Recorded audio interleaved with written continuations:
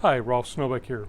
So last week we spoke some more about roof warranties. I've gotten a bunch of calls with suggestions for things to talk about in future weeks. Keep the ideas coming.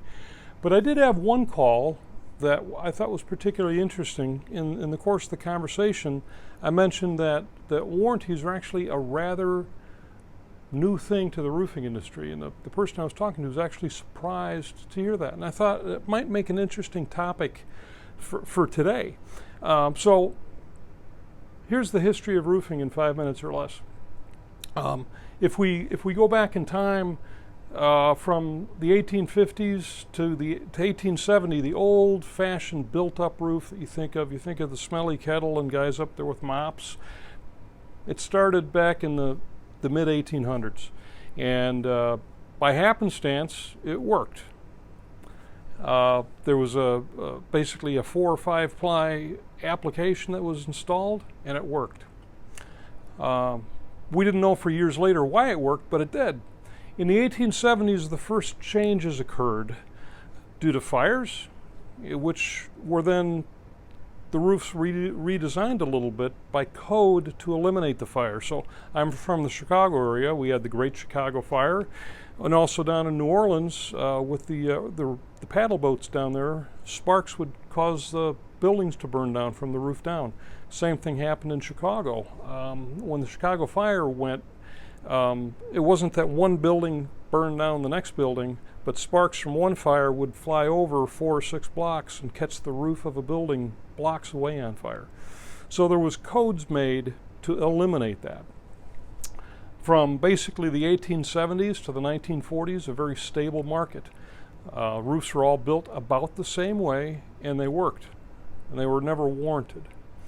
From the 1940s to the 1970s, things started to change because of the increased cost of materials and particularly cost of labor. They started to look for ways to reduce the cost of the roofing. That meant from going from 5 plies to 4 plies to 2 plies, and eventually roofs started to fail.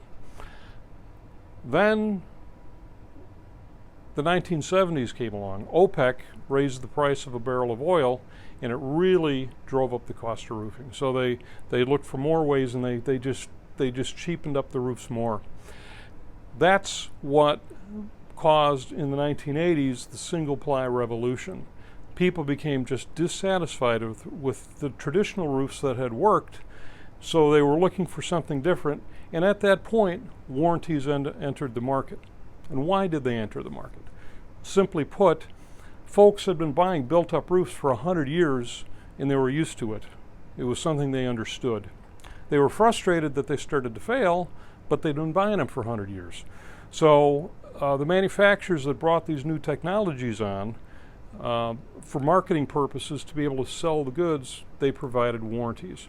And that, now in the last 40 years, has become a staple of the industry. People just expect a warranty. So it's been a very rapid change in the last 40 years, however. The revolution, and if you go back to the 80s, there were hundreds of systems and manufacturers that entered the market and left the market. By the 1990s, things started to settle down a little bit, and EPDM became the dominant membrane in the market. And since the turn of the century, it's been interesting going from EPDM to primarily white roofs. TPO is probably 50% of the market.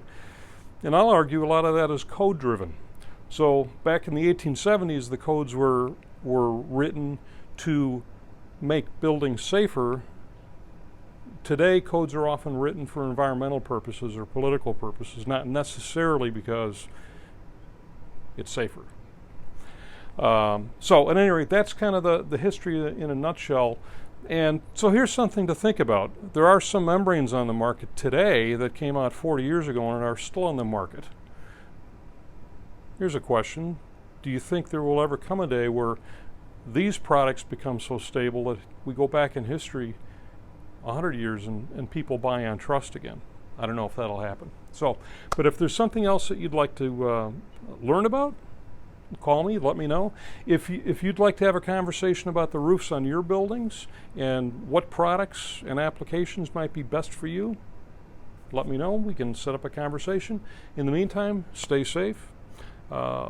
And please don't forget to follow me on LinkedIn at #Rolf Snobeck or #Rolf the Roofing Guy. Thanks for listening.